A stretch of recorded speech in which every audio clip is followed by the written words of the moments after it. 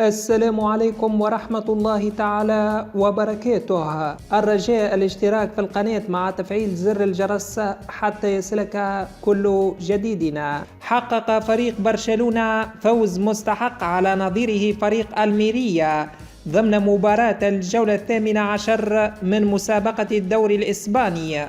وسنقدم لكم الآن جدول ترتيب الدوري الإسباني بعد فوز برشلونة على الميريا اليوم.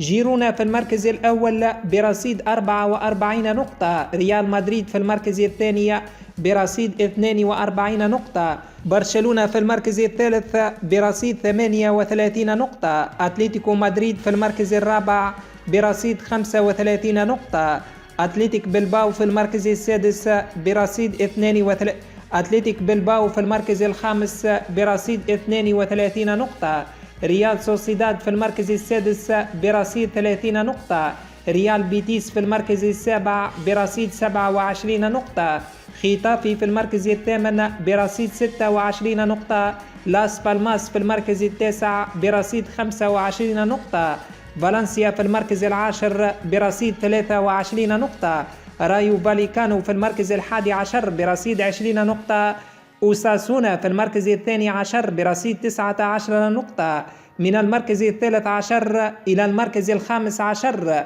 3 فرق برصيد 16 نقطة لكل منهم، وهم على التوالي إشبيليا في المركز الثالث عشر، ألافيز في المركز الرابع عشر، وفياريال في المركز الخامس عشر، مايوركا في المركز السادس عشر برصيد 15 نقطة، قادش في المركز السابع عشر برصيد 14 نقطة، سيلتا فيغو في المركز الثامن عشر برصيد 13 نقطة، غرناطة في المركز التاسع عشر برصيد 8 نقاط، والميريا في المرتبة الأخيرة برصيد 5 نقاط.